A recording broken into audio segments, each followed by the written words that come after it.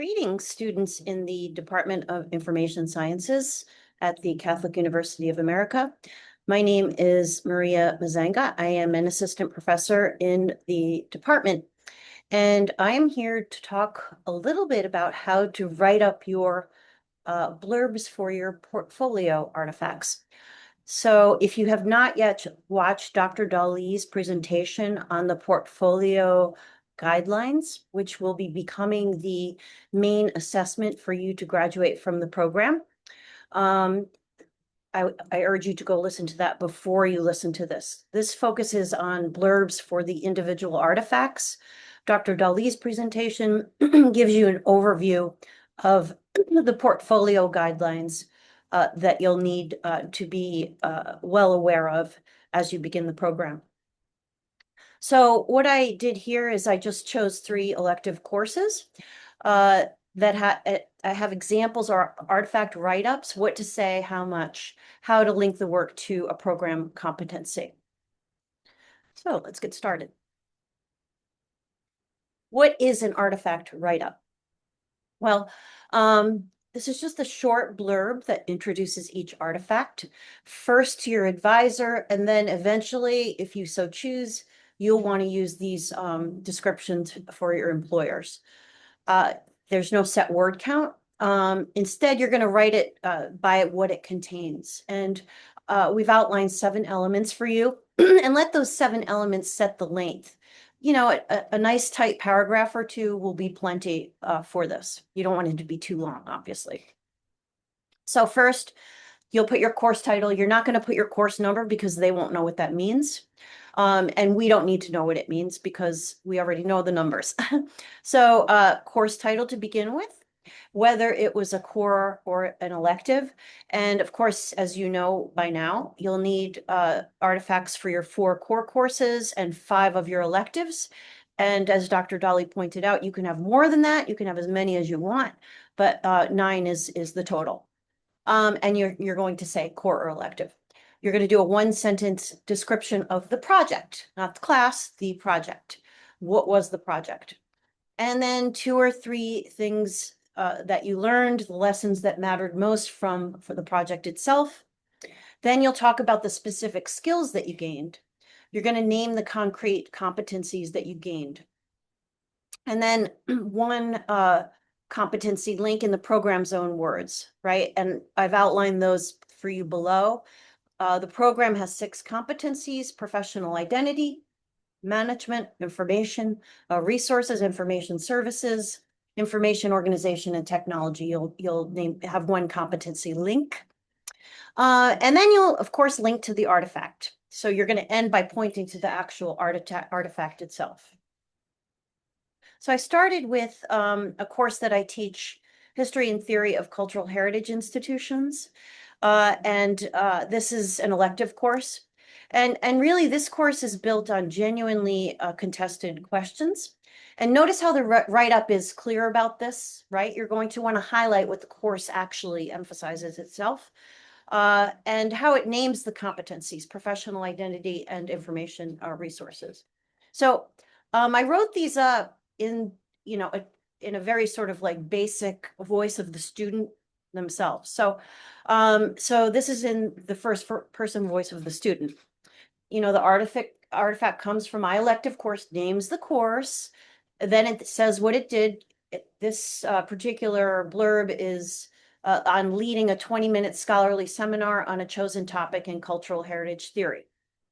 And I have students pick a topic across the semester and do a presentation on the topic and then lead a discussion on the topic.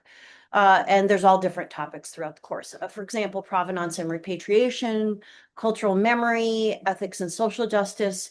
They are then assigned, I built my own research and curated bibliography, and then I facilitated a 10-minute discussion after my presentation with class. Those are the basics, the meat of the actual assignment. Highlight 3 key things that you learned. Sitting with, as I said, contested questions, let's see, I learned the difference between presenting information and facilitating discussion, right? You're not just doing a presentation for this course. You're actually getting students to talk about the materials that were assigned and having a productive discussion. And then synthesizing scholarship. That's something you would have learned here. And then, skills I gained, again, the student's own voice, literature searching, focused bibliography, synthesizing scholarly readings, interacting with the class, right? So then you would again align with the competencies, say professional identity and information resources, and why. It asked me to engage seriously with the field's central debates. Then you're not going to forget, you're going to have your slides with your notes, bibliography, and your discussion reflection links below. So that's number one. The second one I chose this because it's a group project. So in my course, Public Programs Outreach and Digital Exhibits for Libraries, Museums, and Archives, I assign a group project. Everybody hates group project, but this was actually very fun. If not, it's challenging at times, but we curate an actual physical exhibit that's actually live at the university. And so this group project was an actual exhibit at Mullen Library. So the write-up, you're going to make sure that you highlight that this was a group exhibit and your role in the group exhibit, right? So in a team, you help curate and promote an exhibit. I helped curate and promote a physical exhibit drawn from Catholic University's special collections, installed in the May Gallery in Mullen Library. So from selecting items to writing labels, planning the layout and the promotional campaign, and then, what stood out. An argument is an exhibit. You have to choose a theme. You have to sequence objects. There has to be a story. Accessibility shapes design, right? Then working as a team, I learned how real collaboration works under a deadline with a real project. So what skills did I gain doing this exhibit? Writing interpretive labels, working directly with archival materials and all of that, what that entails, exhibit layout, visitor flow, promotional strategy, right? So then again, work aligns with the competencies in information services and professional identity, etc. So then you're going to have your proposal, label, copy, panel text, and promotional materials. Also some photos of the exhibit. That would be a good idea. I don't include actual student projects here for a lot of different reasons, including student privacy.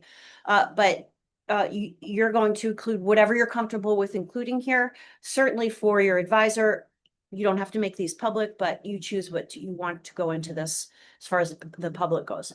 But you are going to want to show what your role in the group assignment was. And you're going to want to provide evidence of that role. Okay, so then this course is an online course that emphasizes technical proficiencies, technology and information organization specifically, and its foundations of digital libraries. And it ends, instead of pointing to an amassed group of materials, we actually build a live collection in this course. And while you don't have to make it public to the general public, you do have to share it with your classmates, and you have to share it with the professor. And you would want to share it with your advisor as your artifact if you so choose. So for this, this would be my capstone project, which is a complete online collection in Omeka, which is a platform used by archives everywhere. And you move from proposal, metadata application profile to beta launch, usability testing. And finally, I created a polished published collection with curated exhibits in the collection. So then you would highlight the main key points that you learned from this particular course. The file standards, the interface, the narrative all have to work together. Usability testing, right? So you're going to highlight those aspects. So I learned to create and manage, make a site. I learned to build a metadata application profile in Dublin Core, use controlled vocabularies, run usability testing, and design an accessible navigable interface. So again, the competencies here would be technology and information organization.